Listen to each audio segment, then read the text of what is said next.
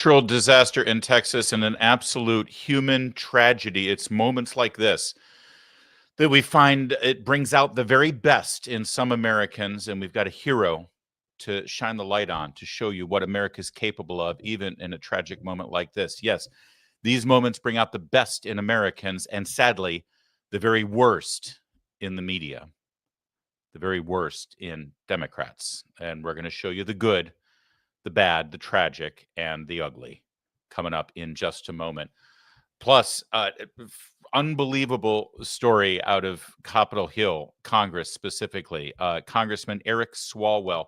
It's unbelievable because as bad as this guy is, he's now showing himself to be even worse, even more cringe, even more fake and phony. And we're going to give you every fang moment coming up in just a sec. And finally, we've got a breaking story out of Texas. It appears an armed ambush against ICE agents. And as our border security czar, Tom Homan, says, it was really just a matter of time, considering how they've been targeted and demonized by the left and by the media. And we're going to give you every detail of that breaking story coming up right now. We're brought to you by Birch Gold. My name is Larry O'Connor, and you can call me Larry. And a big welcome to all our new subscribers and our new viewers that we've gained over the last couple of weeks. Listen, we get to your super chats after our program, after our segments. So stick around. 3 segments from now, we'll have your super chats and we'll interact with all of you coming up in just a minute. You know, the administration right now has their sleeves rolled up, streamlining monumental moves, as we saw with the signing of the big, beautiful bill. It's difficult for them to take your personal finances into account when they're trying to do what's right for the country. That's up to you. You've got to do that. And that's why tens of thousands of Americans are buying gold right now from Birch Gold. In the past 12 months, the value of gold has increased by 40%. That's not a bad annual return. Some central banks bolstered demand for gold by buying it in record quantities, and global instability and tension is right now among the highest in decades. All that points to, well, peace of mind that you might be able to find in gold. Birch Gold makes it extremely easy to convert an existing IRA or 401k into a tax-sheltered IRA in physical gold. Or you could also just buy some gold to store at home, just in case. Text my name, Larry, to 989898, and Birch Gold's going to send you a free info kit on gold. There's no obligation, only useful information. Birch Gold has an A+ rating with the Better Business Bureau. Tens of thousands of happy customers. It's time for you to take control of your savings today. Text the word Larry to 989898. Do it today.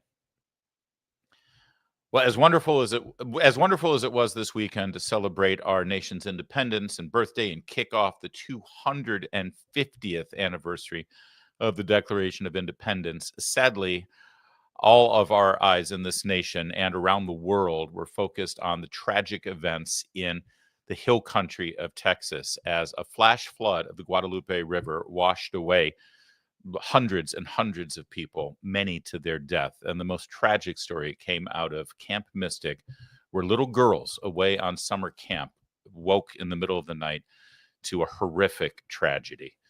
The stories continue to unfold, and we learn more and more about what happened. Let's quickly just look at just one tragic story here. 2 girls, sisters, Catholic girls, Blair and Brooke Harbor. They lost their lives in the Kerr County floods. They were found with their hands clasped together. You can think of these 2 sisters trying to hang on to each other and try to keep each other alive and keep hope. Sorry, I got 2 daughters, and this is just too difficult to even think about. According to their Aunt Jennifer, they had their rosaries with them as they held their hands clasped together, praying as they were washed away. They were believers. And one of their favorite classes apparently was religion. Here we have a family and one of the little girls who was a survivor having to cope with, well, the aftermath. I've been scrolling through videos and pictures on my mom's phone. Really good friends lost a daughter that was at Camp Mystic. They've just had so much loss that I mean, it's unimaginable. And then, they're still pulling people out of the river, and we don't even know to the extent of who we know that has lost their lives.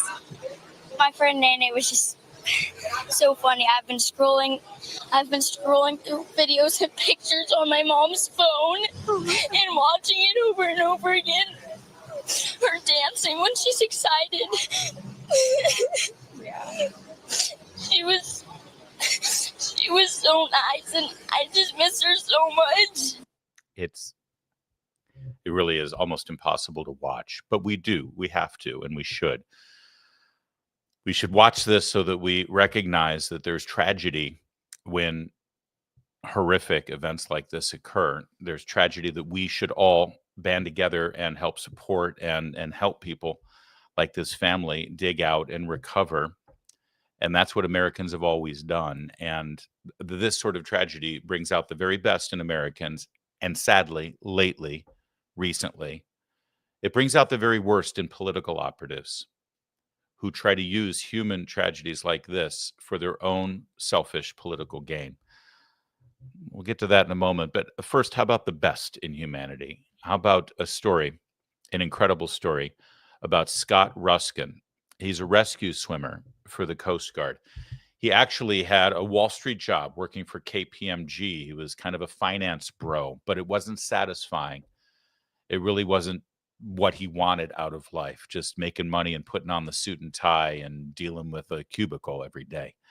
So he decided to make a change in his life and join the Coast Guard because he had a talent, he had a gift from God as an incredible swimmer, and he wanted to be a rescue swimmer. He wanted to be with the Coast Guard so that he could help people in tragic moments and use that great athletic gift that God gave him to be able to save people when they're in danger. The story from Homeland Security with this photograph accompanying it. Catastrophic floods swept through central Texas. Rescue swimmer Scott Ruskin and his Coast Guard air crew answered the call of duty without hesitation. He saved 165 lives during his first rescue mission. That's right. This was his first time answering the call. The extraordinary bravery and selfless service of Ruskin and his fellow first responders embody the very spirit of the United States Coast Guard and the best of what it means to be an American. You hear a lot of politicians giving lip service to first responders and say, we love our first responders, we support our first responders. But, when the chips are down, they'll be the first ones to call to defund the police and ask our cops and first responders to stand down when there's a riot or civic action going on. They don't actually give the support to our first responders, people like Mr. Ruskin, that deserve that sort of support.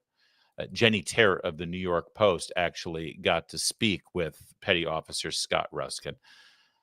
Before he chose to serve, as I mentioned, he was a finance bro in New York. He said to Jenny Terr, honestly, I'm mostly just a dude. I'm just doing my job. This is what I signed up for.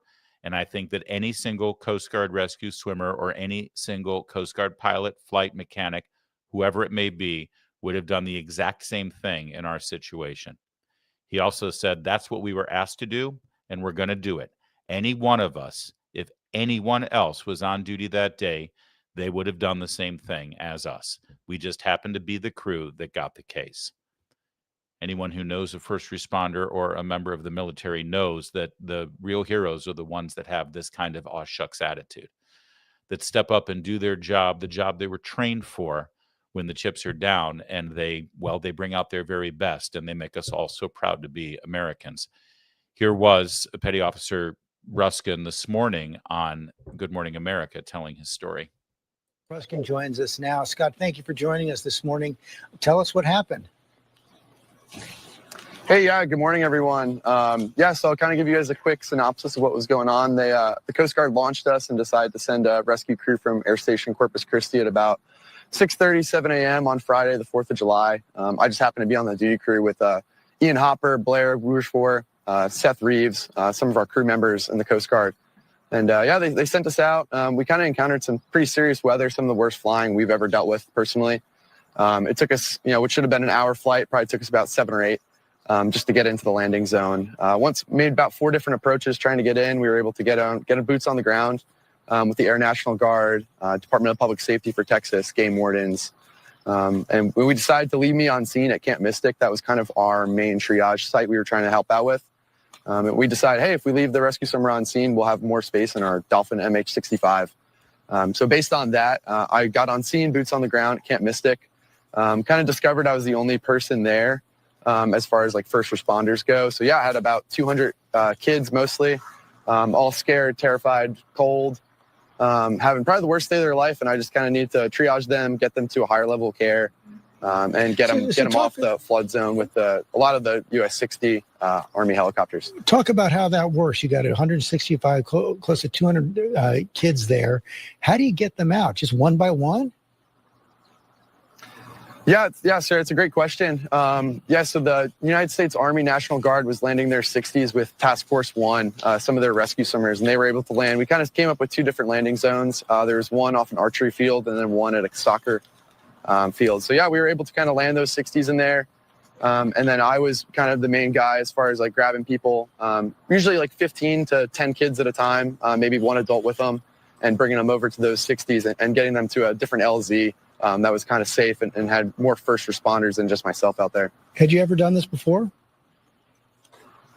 No, this is my first one. I haven't had any cases before. I've been a rescue swimmer for about a year, fully trained for about 6 months.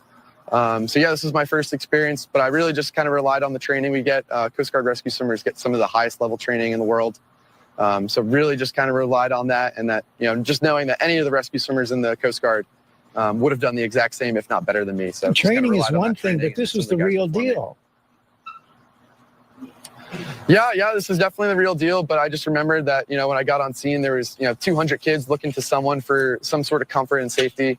They don't really know what my experience is or my rank or my age. They just know, hey, this guy's a professional and he's here to help us. And I kind of had to live up to that standard. But yeah, the real heroes, I think, were the kids on the ground. Like, those guys are heroic, and they were dealing with some of the worst times of their lives, and they were staying strong. And that helped inspire me to kind of get in there and help them out. Well, you sure stayed strong as well. Thank you for joining us this morning. Congratulations on a job well done. Yeah. I mean, they really are the best of the best. We are so lucky in this country to have a military like we see, frankly, lately every single day demonstrate themselves and their excellence and their professionalism and their humility right before our very eyes. And as we discussed here, the Army, the Navy, the Air Force, and the Marines have all hit their recruitment goals for this fiscal year because of a renewed vigor and patriotism in this nation, and a newfound respect and a newfound professionalism, focusing on what really matters in our military, not some of the nonsense and distractions that we've seen over the last several years. The Coast Guard, of course, is also a branch of our military, not under the Department of Defense, under the Department of Homeland Security. They play a vital role. And after this story, I just checked the stats. They're just under their recruitment goal right now, with another, 2+ months left in the fiscal year. Something tells me that by the end of this week, after this incredible story, you're going to see the Coast Guard hitting that mark too. And moms and dads, if you've got a son or daughter finishing up high school, or maybe thinking about finishing up college right now, depending on where they are in their education, and they have the choice of, getting one of those 3-piece suit, white collar kind of cubicle jobs to make money and, God forbid, maybe go into law, but they have a talent and they have a passion for service. Why not have a real frank conversation with them and remind your child that your priorities, we have a lot more in the text. Excuse me. Sorry. Your priorities as a parent are not to make sure that your child is as wealthy as they can be and as prosperous as they can be and have the best car and the biggest house they can get. Your goal as a parent in raising your child was to make sure that they were the best human being they can be, to serve our nation, to serve our Lord. And if that means not going into some white-collar job and maybe going into service, the military or first responders, you'd be just as proud of them. You would brag just as much about them at some cocktail parties with your friends down the street whose kid went to Harvard and got an MBA. In fact, you'd be more proud of your child, as long as they're doing what they were meant to do. Have that conversation with your kids, will you? To make sure they know that, because sometimes they just need to hear it. Thank God Scott Ruskin heard that at some point. And because of that, nearly 300 children are alive today. Unbelievable story. And as I said, this human tragedy that we saw unfold before our very eyes this weekend, that just kept getting worse and worse and worse. It brought out the best in Mr. Ruskin. It brought out the best in the patriotism and the charitable giving that we're already seeing hit record numbers to help those families who are picking up the pieces. But sadly, in our legacy corporate media and, frankly, in the Democratic Party, this event has brought out the worst in people. Let's begin with MSNBC, as they just can't help themselves. Joe Scarborough, supposedly the grown-up in the room, on their morning show. You know, when you do a morning show, it's supposed to be informative, it's supposed to be engaging, it's supposed to be entertaining. Start your day with, you know, a positive outlook on life. Now, we can't do that on Morning Joe. We got to look at the world as negatively as possible because, gee, we don't like the guy who won the last election. And so everything has to be blamed on him. Take a look at the deceptive way they went about this morning, as they didn't outright say this is Trump's fault, but boy, they danced around it enough with euphemisms, with hemming and hawing. And well, look at the chyron here on the bottom of the screen. National Weather Service defends its flood warnings. Why put them on the defensive at all? They did their job. The National Weather Service. Yeah, we'll get to the fact checking in a minute. Let's see how bad they were first, and then we'll give you the details. But look, fresh scrutiny of Trump's staff cuts. That doesn't mean there's any blame. See, they dance around it. It's true, there's scrutiny. Hey, we're telling the truth. There's scrutiny. Yeah, who's putting in the scrutiny? And is the scrutiny valid? Of course it's not. But that doesn't matter because we're MSNBC. We're Joe Scarborough, and we've got to feed the beast of hate. Just on government staffing, it is far, far too early to draw any lines between a lack of government staffing, cuts, and what happened here. But much like after the plane accident, the plane crash in Washington, D.C. in January this year, people are going to look. Why was there only one person here? I'm sure people are going to be asking, why was the person who coordinated the emergency response not on? But it seems to me, David, there's just a bigger question as we move forward for the next flood, the next storm, the next hurricane. We've been talking about this an awful lot over the last 6 months. The group of people that put together Project 2025, the group of people in Washington that have talked about cuts. Well, they're talking about cutting 8-9% of the budget. And we've always said this, the 8 or 9% of the budget that is actually what government does to help people, to save people's lives beyond defense, Medicare, Medicaid, Social Security, and interest on the debt. There was one story I read this weekend about a county commissioner. They wanted to get sirens and first alert systems for the area most affected. And the county commissioner just said, on the local level, we don't have $50,000 to have an early emergency system. We didn't get, grants from Washington, D.C., and we can't do that ourselves.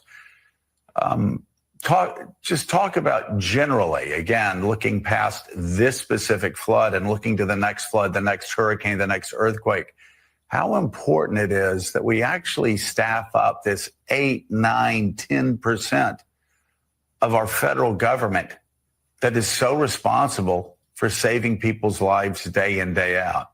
What a despicable piece of human garbage he is.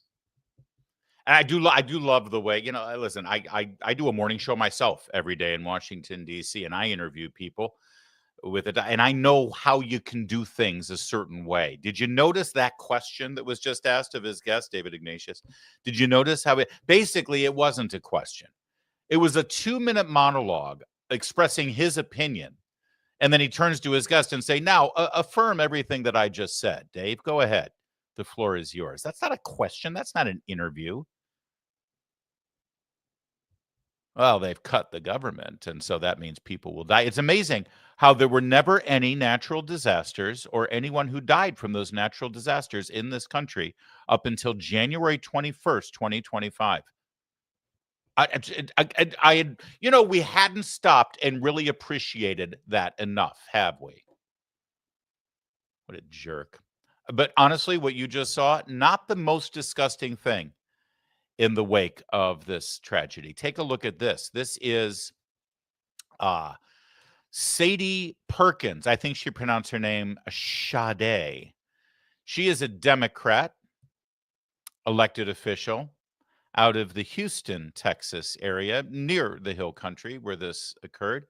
She serves in the Texas State House, and she used to work for the city of Houston. Here's what she voluntarily posted on her TikTok. There's people in it. Oh my God, there's so many people in it. I know I'm probably going to get canceled for this, but Camp Mystic is a whites-only girls' Christian camp. They don't even have a token Asian. They don't have a token black person. It is a all white only conservative Christian camp. If you ain't white, you ain't right. You ain't getting in. You ain't going, period. And I think that context needs to be said in this matter. It's not to say that we don't want the girls to be found, whatever girls that are missing or whatever right now, but you best believe, especially in today's political climate, if this were a group of Hispanic girls, especially with them being in East Texas, it should be most likely Hispanic. If this were a group of Hispanic girls out there, this would not be getting this type of coverage that they're getting. No one would give a fuck. And all these white people, the parents of these little girls, would be saying things like they need to be deported. They shouldn't have been here in the first place, and yada, yada, yada. So before y'all come at me, before y'all start leaving hate comments on my page about, oh, these are just kids and they don't know no better, the parents of these children who are choosing, and it is a choice in 2025, it is definitely a freaking choice to go into East goddamn Texas and to make a all-white enclave exclusionary just for white people, with all the black people in East Texas, with all the Hispanic people in East Texas. Somehow, some way, you have carved out an all-white, whites-only enclave in East Texas for your white children. Yeah, I have a problem with that. I have a big problem with that. Once again, this is no shade to the girls. I hope they all get found. But once again, y'all have to understand the climate that we're living in. They want you to have sympathy for these people. They want you to get out of your bed and to come out of your home and to go find these people and to donate your money to go find these people. Meanwhile, they are deporting your family members. Meanwhile, they're setting up concentration camps and prisons for your family members. And I need y'all to keep that in mind before y'all get out there and put on your rain boots and go find these little girls. Okay, so a couple of things. First of all, I don't know why we even have to say it, but that's all fake and not true. I'm sorry, the video is not fake. That woman actually did say that and actually did post that and actually is proud of it. She's kept it up, I believe. The information she was sharing is fake. It's not true. It's not a whites only. I think there's no whites only camps anywhere in this country. In fact, I think the only whites only institution that's left is the Beach Club in Rhode Island that Democrat Senator Sheldon Whitehouse belongs to, the aptly named Sheldon Whitehouse. It's not whites only. It's not exclusionary. Anybody of any race is welcome to participate in this camp. We shouldn't even have to say that, by the way, because it takes a left-wing Democrat's brain to drag race into this story. Hey, I know that it's bad that these girls are, missing and probably dead, but let's just put this in perspective. They're white after all, is what a Democrat in this country feels emboldened to say publicly on their social media. I love how it starts. I'll probably get canceled for this. No, you won't. People don't get canceled for that. Not in this country, not in this culture. Who's going to cancel you? The Democrats? Are you kidding? Have you seen who your party just nominated in New York for mayor? No, you fit in perfectly, Sade. Later, by the way, this was reported to various government officials, and she took back to TikTok to complain about the fact that people responded to her hate, to her racial hatred. Watch, she's shameless. Y'all caught the fucking news on me. I wasn't gonna post anymore, but I think it's really funny how my little voice and my little 7,000 followers has garnered enough attention to where y'all want me to make a public statement, and I gave one. I definitely gave one. Wouldn't have been my first time having a news interview. If you look at my name, and I'm sure y'all have seen it, I have, tons of news articles written about me and the work that I've done. So, okay. She asked me for a statement. I gave her one, and I told her what it was. And I think that this is like, on one hand, it's definitely funny because I'm over here kikiing for sure, but do not negate the fact, all right? These are white people using their white power, all right, to try to bring me down, I guess. But the fact that it's just not working is even more hilarious. Y'all have called Princeton.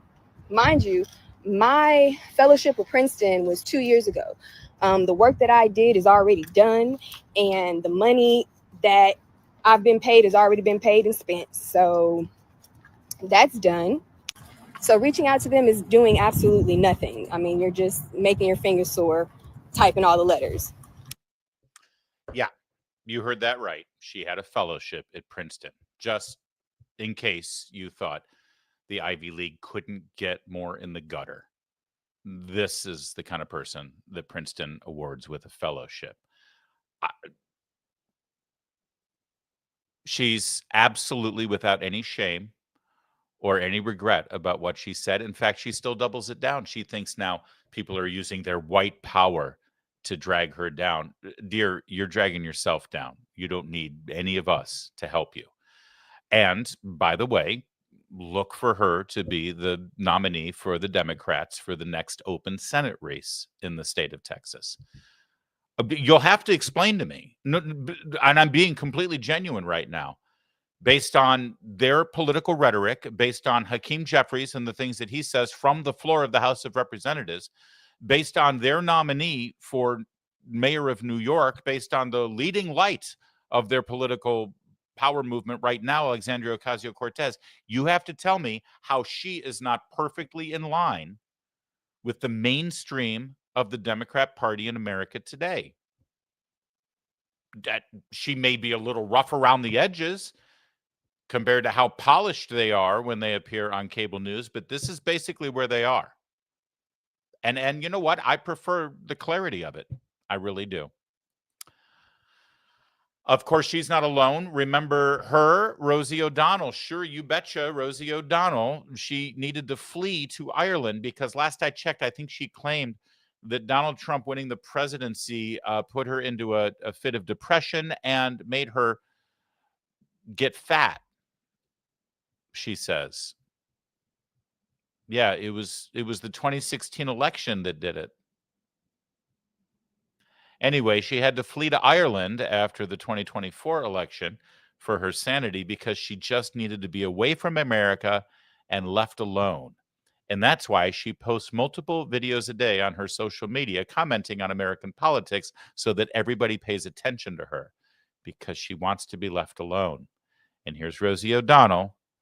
You want to know who's to blame for what happened down in Texas? It's obvious. It's got to be the bad orange man in the White House. And what a horror story in Texas. The flash floods in Texas, the Guadalupe River. 51 missing, 51 dead, more missing.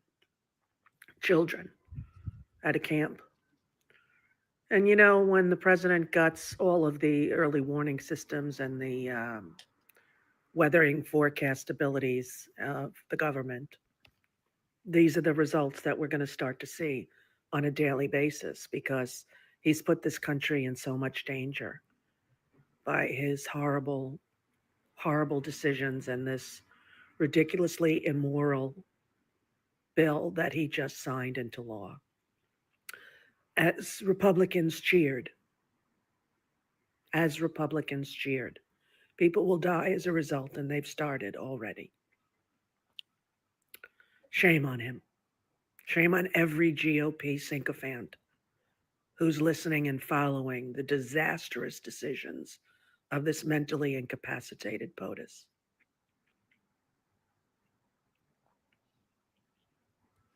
All right. So a couple of things. First of all, you need to have a mental disorder to think that people died this weekend because of a bill that was signed into law Friday at 5 p.m.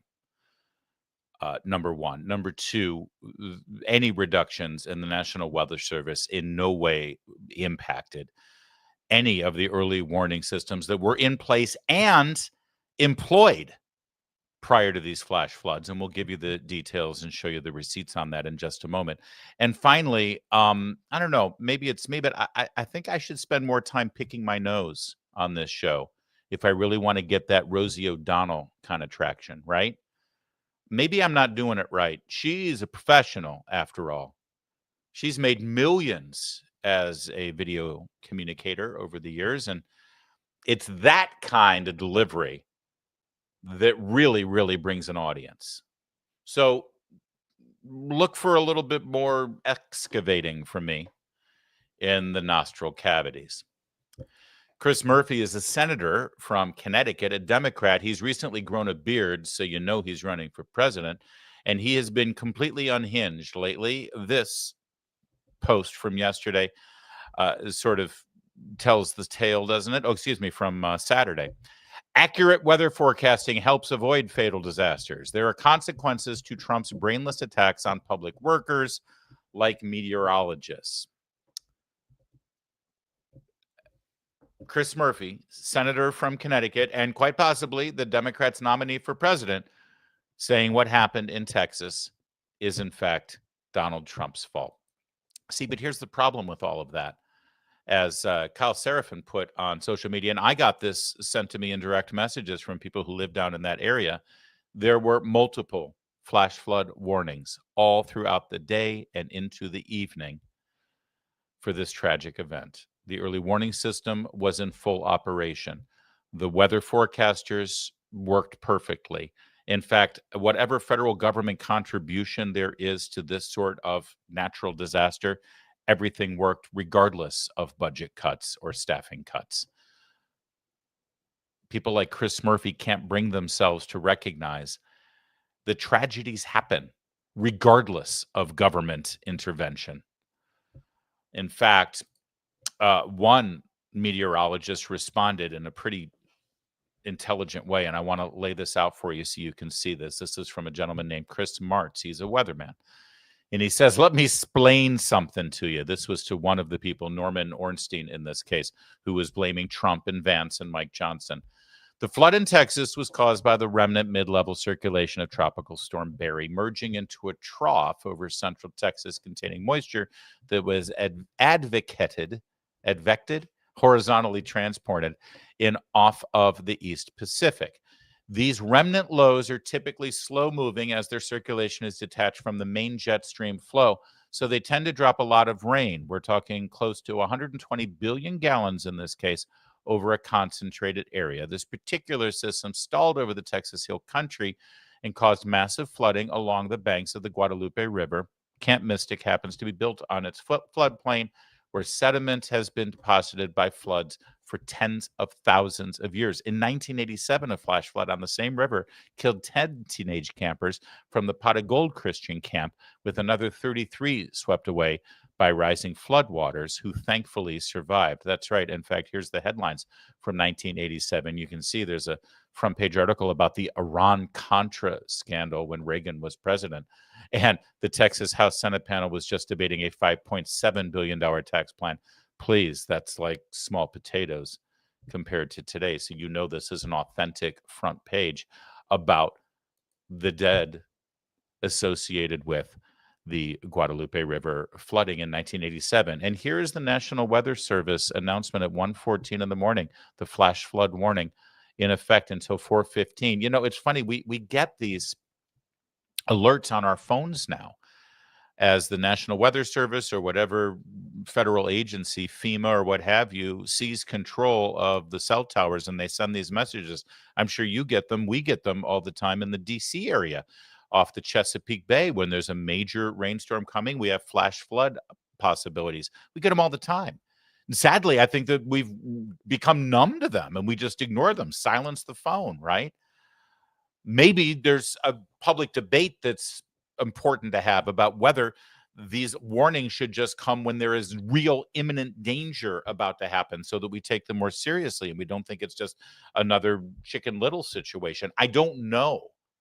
What I do know is natural disasters occur. The government has systems in place, but ultimately it's up to individuals to take action.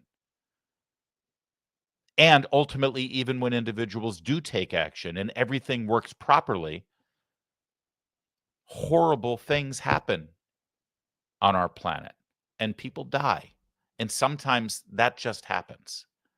And you have to really have a serious mental disorder if the second something like the tragedy of Camp Mystic and the death of scores of little girls immediately makes you think politically and partisanly and attack a person you don't like that just won an election.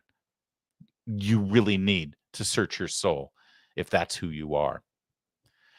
Also, as we discuss how the media handled this story, take a look at the difference here.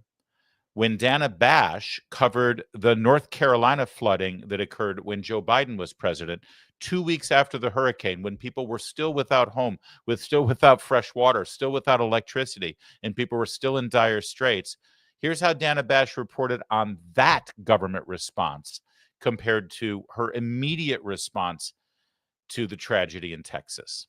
The former president is falsely accusing federal relief agencies of maliciously withholding and misusing aid. Take a listen. We give foreign countries hundreds of billions of dollars, and we're handing North Carolina $750. If you want a president who won't even try to save you when the floodwaters are rising, vote for Kamala. What you just heard is not true. They're rumors and they're lies, and they are hurting the very people that thousands of FEMA emergency responders are trying to help.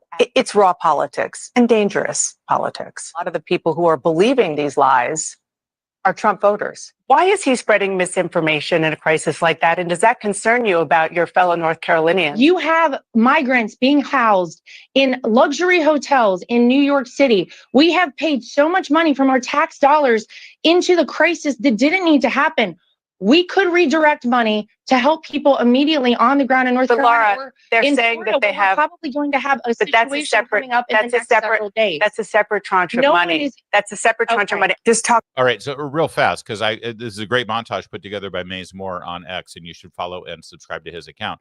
But everything you just heard, you saw Dana Bash, running interference for the Biden administration, running interference for the Kamala Harris campaign, taking their talking points as if they're fact. But we know now that Trump has won, and we've actually looked at the numbers, we know that DHS did in fact direct hundreds of millions of dollars to house illegal immigrants in New York, in Chicago, in the state of California, and they acted like they had no money to help the people in North Carolina. And that was FEMA money. It was Homeland Security money. Oh, different tranche of money. Oh, like you can't move money from one place to another within a federal budget. Of course you can. But that was absolutely, what she was claiming was misinformation was in fact 100% true. We also learned after the fact, let's not forget, that FEMA employees refused to go to homes in North Carolina and Florida if they had a Trump Vance sign in front. They wouldn't deliver information about how they can get federal assistance under the Biden-Harris administration. Facts. Those are facts. And Dana Bash called it all misinformation and said that it was atrocious weeks after the fact for Donald Trump to so-called politicize the response to the North Carolina floods. Again, weeks after the fact. Here we are within hours of the tragedy in Texas. The same person, Dana Bash. Talking about the federal government and even the local government, 2 Texas National Weather Service offices involved in forecasting and warning about flooding on the Guadalupe River are missing some key staff members. A director of the NWS union told CNN that the Austin San Antonio office is missing a warning coordination meteorologist due to the Trump administration's buyouts. Do you have any indication whether those or other cuts helped play a role in the fact that the people in the flood zone were not prepared and certainly not evacuated? You know, if you look really carefully, almost with a magnifying glass, but really, really scrutinize it and take a look at that and watch the video over and over again, you might see a slight difference in how Dana Bash reported on the natural disaster of the hurricanes that hit North Carolina and the flash floods that came by weeks later, days later, and well into the weeks later, since it didn't get cleaned up by the Biden administration. She covered that a little differently, slightly differently. Again, if you look really closely, you might be able to see how slightly different she covered that tragedy versus the tragedy in Texas just hours after it occurred. Abigail Jackson is the deputy press secretary at the White House, and she put together a compilation of meteorologists affirming that the National Weather Service did exactly what it was supposed to do in Texas, despite the reports that Dana Bash just alluded to. Avery Tomesco, a meteorologist at CBS Austin, said the NWS did their job and they did it well. Chris Vygotsky, American Meteorological Society certified digital meteorologist, said the NWS was on the ball. They were getting the message out. I really just want people to understand that the forecast office in San Antonio did a fantastic job. Matt Lanza, certified digital meteorologist based in Houston, said the week's forecasts were solid. Chris Martz, we already showed you his thread.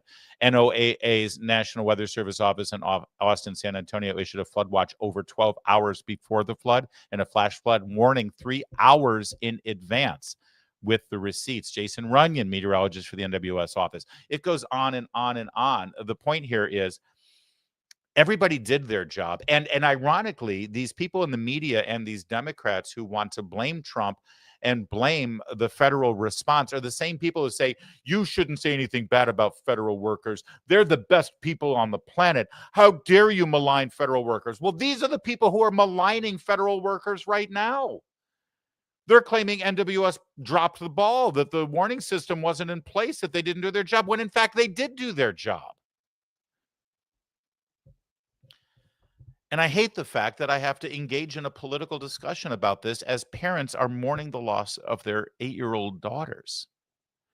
That bodies still need to be recovered so that families can properly mourn. The fact of the matter is, since the dawn of time, horrible things happen. There are tragedies in our society, and there's no way around it. And I know that we all want to blame people. We want to make a rational explanation for something that is unexplainable. Why does a little girl have to suffer and die in a horrific way like this? Why does this happen? Oh, it must be my political opponent's fault. We can be better than that. We don't have to get dragged into this. We don't have to stoop to their level. I'm going to let Selena Zito, journalist at the Washington Examiner and author of a brand new book called Butler about the assassination attempt of Donald Trump. She had a front row seat to that. I'll let her have the last word as she replied to this person, Juliet KM, professor at the Kennedy School, senior national security analyst at CNN, who was one of the first people to blame Trump for the tragedy at Camp Mystic and in Guadalupe River in Texas. Selena Zito, I think, speaks for all of us as she says, stop this. For the love of all that is holy, stop politicizing every single thing. She's right. And I pray to God that we get there someday. And of course, the families of all those who have been affected by these floods have the prayers of all of us on this program, all of us at Town Hall Media and Salem Media. This is a tragedy. And to add to that tragedy, we feel compelled to deliver the truth to you and the facts and the receipts so that you're not misled and you're not dragged into this ugly political fight that they are bound and determined to drag you into. The prayers will continue to come, though. That you can count on. By the way, speaking of Town Hall Media, we'd love for you to become a member of Town Hall by becoming a VIP member. Just go to townhallvip.com, and upon checkout, use my name, Larry, for your 50% off. That way you continue to support our program and the journalism that we do at Town Hall Media across all of our websites. Thank you very much for that. We have another breaking story out of Texas, as it appears ICE agents have been ambushed by someone intent to kill. Here's Border Czar Tom Homan this morning explaining how this kind of attack was just bound to happen, and he's expecting more. And sadly, he's expecting these attacks to be successful. These suspects who actually fired the shots and were later arrested, who were they, Tom? Look, they're your typical protesters that go from protesters to criminals. The attack on ICE officers, you've covered it many times, is up nearly 700% now. We were talking 500% a couple weeks ago, so it continues. The rhetoric against the men and women of ICE is skyrocketing, especially by members of Congress. We have senators, we have Congress people that compare ICE to the Nazis, compare ICE to racists, and it just continues. So the public thinks, well, if a member of Congress can attack ICE, why can't we? So the rhetoric has to stop, or it's a matter of time for someone to, one of the ICE officers goes down or a criminal goes down. But we already see an officer go down. To be clear, so these were American citizens? These weren't illegals who opened fire? No. As far as the investigation, I want to get ahead of the local investigation on this, but they appear to be agitators, people that are protesting ICE operations, damaging ICE property, want to attack ICE officers. Yeah, and as he said, it's only a matter of time before an officer goes down. This is despicable what's happened here, and it happens on the exact same day. Axios has a story sourced from their Democrats on Capitol Hill that suggests in plain words that the Democrat base is starting to get frustrated and angry at their elected officials, and they're encouraging violence right now. That the only recourse against Trump and MAGA Republicans is violence. And why? Well, we've been saying this for years now on this program.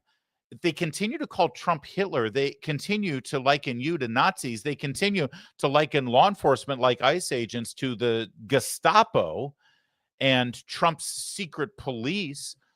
Then it's just a matter of time before people take that pretty damn seriously and say, well, it's righteous, if not moral, to stop Hitler. It's a righteous cause to use violence to stop a Nazi, isn't it?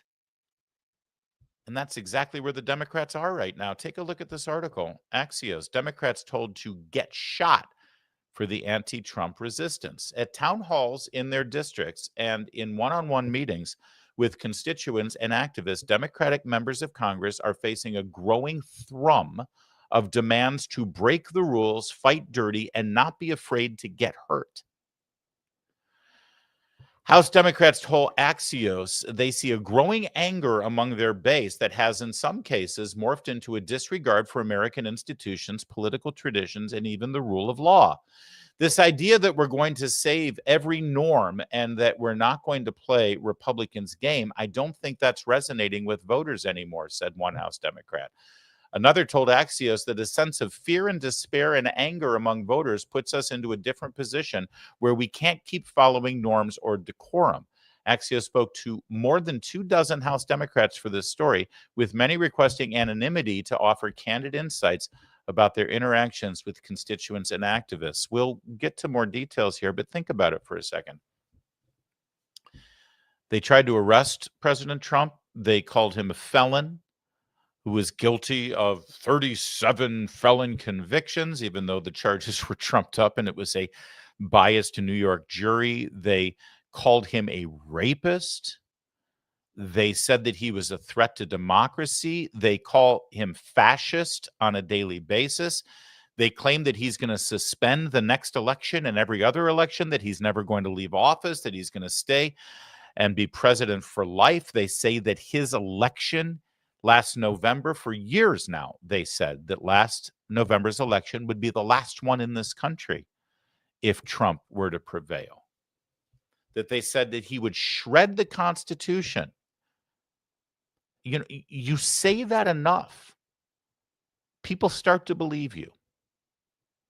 People start to think it's true. They think it's genuine. They ran last November on one of their top issues being the protection of democracy as we know it. Elect a Democrat, otherwise there will be no more democratic process in this country, that it would be the end. No more votes, no more free elections. That was their campaign rhetoric. So suddenly you lose that election, and what are your supporters supposed to think? Okay, no more democracy. Our only option now is violence. I'm so sorry that the Democrats who contributed to this article for Axios are dumbfounded as to why their base is so desperate. But this is what they've sown, and now they've got to reap it. But sadly, innocent people are going to get harmed. Innocent law enforcement agents, like we saw in Texas earlier this morning, are going to get ambushed. We'll give you more details on that ambush, but you have to see the origins of this and the roots of this. Back to the Axios article. For months, Democratic lawmakers have fumed at their base's demands to fight harder, misunderstand the lack of legislative and investigative power afforded to the minority party in Congress. We've got people who are desperately wanting us to do something. No matter what we say, they want more, said Representative Brad Schneider, Democrat, Illinois. The chair of the center-left New Democrat Coalition told Axios. Liberal voters have angrily accosted Democrats at town halls for, in their view, not doing enough to counter Donald Trump's agenda. In response, some Democrats have tried to up the ante, heckling Trump, mounting rogue impeachment attempts, and getting tackled by law enforcement and even indicted in their efforts to scrutinize the president's deportation campaign. Again, of course, the Democrat base is frustrated. You told us he was Hitler. Why aren't you doing more to stop Hitler? We don't care about the Constitution. We don't care about you being in the minority. You've got to stop Hitler. It's funny how this overblown rhetoric ends up biting you in the ass. The grassroots want more. Some of them have suggested what we really need to do is be willing to get shot when visiting ICE facilities or federal agencies, a third House Democrat told Axios. Our own base is telling us that what we're doing is not good enough. There needs to be blood to grab the attention of the press and the public, the lawmakers said. Are you hearing this? This is where they are right now. This, by the way, was sort of framed within the context of them electing or nominating a communist, a bona fide communist who's been in the country for only 7 years as a citizen to be mayor of New York, who wants actual communism to take root in the nation's largest city. It all starts to come together and frame a perfect picture, doesn't it, about where this party is? A fourth House Democrat said constituents have told them civility isn't working and to prepare for violence to fight to protect our democracy. A fifth House Democrat told Axios that people online have sent me crazy shit, told me to storm the White House and stuff like that. Though they added, there's always people on the internet saying crazy stuff. Yeah, it's almost like the Summer of Love 2020, when they literally did storm the White House during the Black Lives Matter fiery but mostly peaceful protests. While other Democrat lawmakers said their discussions haven't gone that far, nearly everyone who spoke to Axios cited examples of voters' panic and fury fueling demands to adopt brute force tactics. Sixth House Democrats said that when they try to persuade voters to channel their frustration into a focus on winning back Congress in 2026, people who are angry don't accept that.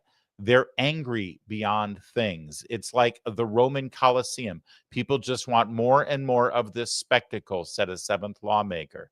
Schneider, like other Democrats, said Trump impeachment efforts have proven extremely popular with grassroots voters, and that even as he has tried to shoot them down as impractical, some simply find the idea irresistible. Representative Ro Khanna from California, a high-profile progressive, said he believes the most effective pushback to Trump's unconstitutional actions is to model a reverence for the Constitution and the rule of law. Many lawmakers said these voters tend to be white, well-educated, and live in upscale suburban or urban neighborhoods. Did you catch that?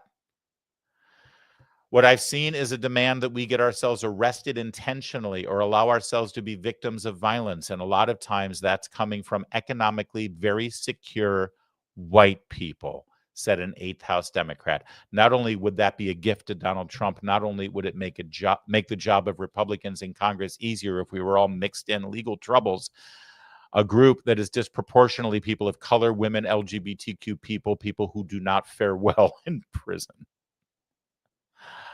Oh, Democrats don't ever change.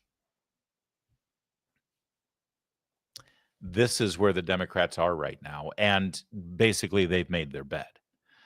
They decided to draw the political lines in this country, not between, my ideas and your ideas, not blue and red, not Democrat, Republican, not jackass and elephant. No, it was evil if you were a Republican. It was evil if you were in a red state. It was evil if you supported Donald Trump. And so when evil wins, well, obviously people get desperate and they think you're not doing enough. And now here are these Democrats running to Axios, wringing their hands and complaining, saying, I don't know how we got here. These people are crazy and they're affluent and well-educated and white. It's like, yeah, that's your base, dude. That's your base. And MSNBC and CNN and the broadcast networks and New York Times and the Washington Post, they feed this beast on a minute-by-minute basis. They love it. They created it. And how does it manifest? Well, let's get back to the story this morning down on the Texas border. Here's DHS's latest announcement. This morning, an individual opened fire at the entrance of the United States Border Patrol Sector Annex in McAllen, Texas. Both Border Patrol agents and local police helped neutralize the shooter. 2 officers and a Border Patrol employee were injured, including 1 shot in the knee. All 3 have gone to the hospital. It's an ongoing investigation led by the FBI. Fox News' Bill Malusian, who has really good sources at Border Patrol, has this.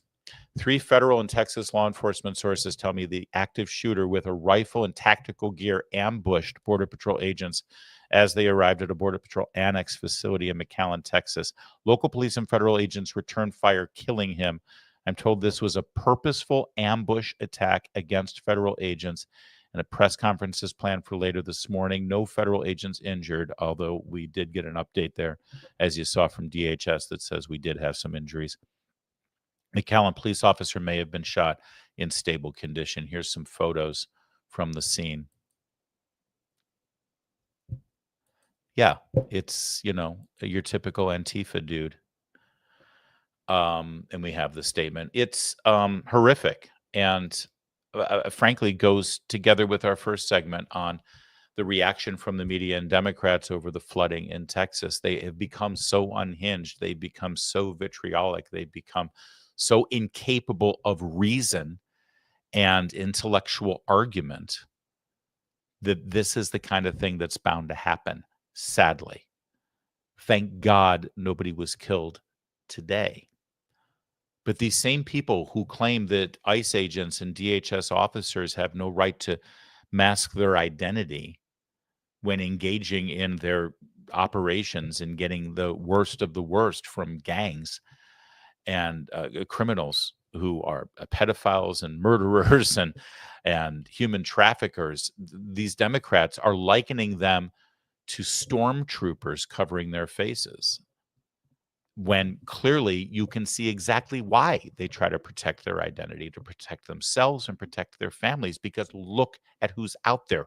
Look at what is happening. And the only people who can stop it, actually, are all of those whiny Democrats who spoke with Axios. Only 2 of them, by the way, actually gave their name. The rest all hid in anonymity. They didn't want their names associated with telling Axios exactly how lunatic their supporters are. Why? Because they don't want to piss off the lunatics. Not because they're afraid for their safety. No, because they're afraid that they might get primaried. That's where that party is right now. And it reinforces, frankly, exactly how important the midterm elections are next year. Because if the Democrats do, in fact, gain back the majority in the House, not only will this lunacy be rewarded, but they will turn the entire House of Representatives into one investigative impeachment body. That's all they'll do for the last 2 years of the Trump presidency, because they've got to satisfy that beast. I mean, if they don't impeach Trump when they get the majority, if they get the majority in 26, the next thing you know, their base will start shooting at them.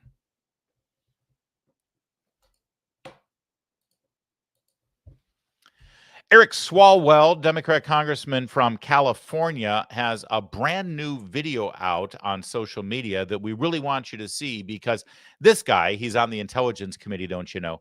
Not because he has intelligence, but because he sleeps with foreign spies. This guy has really got something magical. This guy has a brand new video format that you have just got to see to believe. Take a look at this one. Headed to the Judiciary Committee, we have a hearing on judicial security, and there's never been more threats to judges than there are today. It's in large part because Donald Trump, if they rule against him, he threatens them, and then he has these enablers who are my Republican colleagues who call for these judges to be impeached the second they rule against Trump. And then guess what happens? Death threats pour in, and these guys, their lives are changed, turned upside down. And so I have legislation that would take judicial security out of the hands of the executive branch. So that's crazy, right? The branch that is threatening the judges when they don't like the way the judges rule are in charge of the judges' security. So what do you think is going to happen? The judges are going to start letting that creep into their deliberations and decision-making, because their own lives and families will be at risk. So my bill puts judicial security in the hands of judges. So that way we get the most independent rulings possible. Walking, talking to the camera, really connecting with you, the viewer, on social media, and calling his Republican colleagues basically responsible for death threats and potential violence against federal judges, and suggesting in no uncertain terms that those very Republican colleagues of his in the House of Representatives will willfully cut the budgets of security so that those federal judges will get killed. That's what he was saying. Was he drinking a Dunkin' Donuts iced coffee there? I think he was. Yeah, definitely. That's last I checked, one of the highest calorie coffee drinks you can have, which makes sense because despite the scruff there, I'm seeing a double or triple chin from young Eric Swalwell. He's become a little portly, I think, over the years. I know this for a fact because we've got a montage here, a beautiful montage put together of Eric Swalwell, again, walking, talking, engaging with the camera. And we noticed a theme, a couple of themes here on these videos. Maybe you can pick up the pattern as well. I'm not saying Scorsese or Spielberg were involved here, but the cinematic approach is brilliant storytelling. Take a look. Hey, Congressman. What's going on? Hey, Congressman. What's up? Hey, Congressman. Hey, what's happening? You're everywhere, man. Yeah. Hey, Congressman. What's going on? Hey, Congressman. Hey, what's happening? Hey, Congressman. What's going on? Hey, Congressman. Oh, what's up, man? Train takes. Hey, Congressman. Hey, what's happening? Excuse me, Mr. Wallace? Oh. Yeah. All right. So the last shot there from The Office was not part of Swalwell's routine there. But do you see the pattern? I think he thinks this is clever. He's got a poor staffer who has to act like he's just some random guy with his phone, and he's ambushing Eric Swalwell, asking him a question. And then Eric Swalwell has a perfectly memorized script that he responds to the random person who happens to be catching him on the sidewalk. It's all so very phony and cringe and fake. But let's watch it one more time, because there's another part of this that we noticed. Eric Swalwell is letting himself go. Hey, Congressman. What's going on? Hey, Congressman. What's up? Hey, Congressman. Hey, what's happening? You're everywhere, man. Yeah. Hey, Congressman. What's going on? Hey, Congressman. Hey, what's happening? Hey, Congressman. What's going on? Hey, Congressman. Oh, what's up, man? Yeah, you get the picture. Now, listen, it would be rude and petty and inappropriate for us to point out the fact that he should probably set aside the high-calorie iced coffee from Dunkin' Donuts, which I'm quite sure is accompanied by several glazed, if not chocolate, little morsels of deep-fried dough to accompany the coffee. But the fact of the matter is, Eric Swalwell, congressman from California, member of the House Intelligence Committee, well, he's getting a little thick around the middle. He's got, well, as you can see from this latest rehearsed, scripted, and completely inauthentic cringe video, he's got, well, there's no other way to say it, man boobs. Another constituent? Yeah, this is a constituent. Would you like to talk to the congressman? Yes. Here he is. This is Eric. Who's this? Hey, Mary. How you doing? I'm doing all right. I'm back in D.C. hoping that we can defeat this really, really ugly bill. It's going to take a lot of people off their health care. That's why you're calling. And are you hearing from others that they're worried about their health care too? And what part of Fremont are you in? Okay. Oh, yeah. That's right there in the heart of the district. Well, we're looking at 17 million. I know. Well, I'm going to vote against that. It's 17 million people who will lose their health care. Also, energy bills will go up because they're getting rid of solar and wind credits. So PG&E and other providers are going to have a harder time finding energy to go on the grid.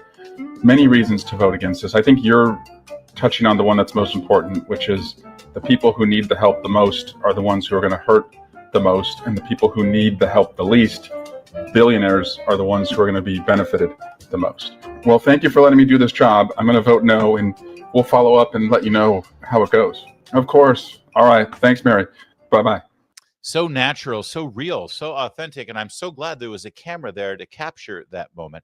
I couldn't help but notice, though, the sound was really strong. Did you notice that?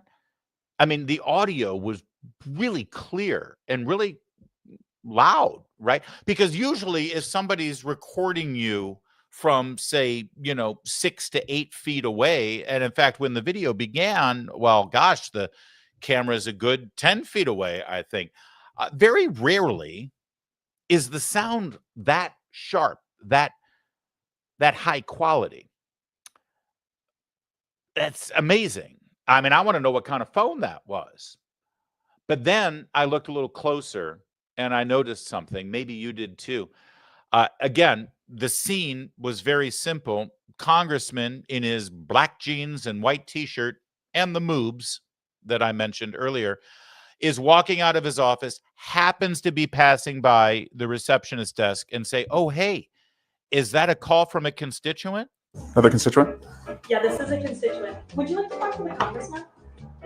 Yes. Here he is. Yeah. This is Eric. Who's this? Yeah, it's Eric. Oh, gosh. Oh, sure. I'll take the call. Absolutely.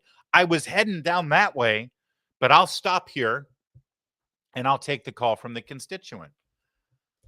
Did you notice what I noticed? Maybe you'll notice it in this closer shot.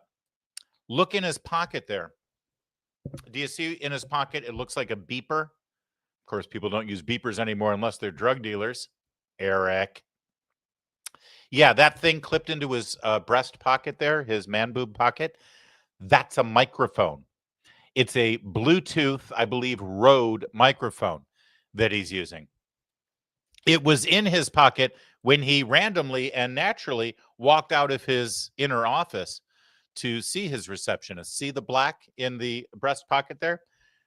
See, he was all mic'd up before he walked out of the office and then naturally, accidentally, spontaneously checked with his receptionist to see if there was a constituent on the phone.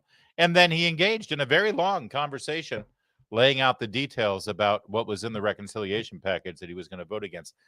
Who here thinks there wasn't really anybody on the phone? Who here thinks he wasn't actually talking to a constituent? Anyone? Who's with me? What a fraud this guy is. And I think that he's doing these social media videos now because even cable news has outed this guy as the buffoon. I mean, let's not forget, here he was about 40 pounds ago, actually. Eric, come on, man. 2019, the height of the Russian collusion hoax, and this is the kind of content he would bring cable news. The question has shifted from whether the president is working with the Russians to what evidence exists that the president is not working with the Russians. I think an unwillingness to sit down with the special counsel demonstrates a continued effort to obstruct and delay the inevitable. Do you believe that Mueller might still try to subpoena the president?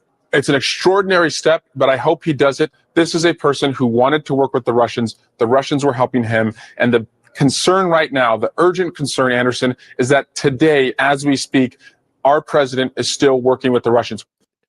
You know, I think it reached a point here with Eric Swalwell on cable news where the producers were like, can we get somebody other than Swalwell, please? Because he's not helping the case.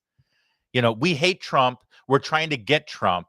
We're trying to frame Trump. We're trying to build a narrative against Trump. And honestly, Swalwell is too helpful to Trump because he's such a buffoon. I think that's why he's now having to do these staged, scripted, cringe social media videos. And listen to what he said at the very beginning here of Russian collusion. The question has shifted from whether the president is working with the Russians to what evidence exists that the president is not working with the Russians. Hey, did you catch that? Oh, the question is no longer whether Trump's working with the Russians. The question is there any evidence to prove he's not working with the Russians? Think that through logically for a moment.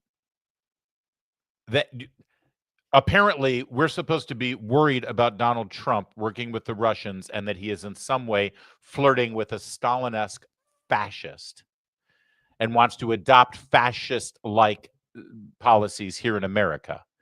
And Eric Swalwell, the protector of our Constitution and our way of life, now says that it's incumbent on Trump to produce evidence that he's not working with the Russians. That's right. You're guilty until you prove yourself innocent. And in doing so, you must prove a negative. That's Eric Swalwell's logic. That's a man who speaks on behalf of the Democrats. So that was 2019. And I truly do think that the TV producers have decided Swalwell's more trouble than he's worth. That's why he's got to script his own, you know, Spielberg epics on social media. And of course, for those of you who are Swalwell aficionados, that right there isn't even the stupidest, most embarrassing, most cringe, and most horrific appearance of Eric Swalwell on cable news. You know what I'm talking about. It was this moment. Oh, we missed Chris Matthews. This was back in the day during the impeachment when Eric Swalwell brought out his very best. The evidence is uncontradicted that the president used taxpayer dollars to ask the Ukrainians to help him cheat an election. And the complaint that I've heard. And there it was. The shot heard around the world. Honestly, if this was my cable news legacy, Ukrainians to help him cheat an election. If that's what I was known for, other than sleeping with a Chinese spy and getting away with it, if I was this kind of punchline because of my frequent television appearances, if people immediately thought of this to help them cheat an election, when they thought of me, I would probably take to Instagram and TikTok and create my own stupid videos where I pretended to walk around like an innocent, normal human being and then stop and engage in a conversation with a sad little intern who has to put this on their resume someday. What did you do before you came here? Oh, I was the guy who held the camera and said, "Hey, Congressman," to Eric Swalwell. Oh, that was you? That's great. Okay. Table 7 needs busing, please. Can you get on that? Eric Swalwell, ladies and gentlemen, who I believe is running for president next time around.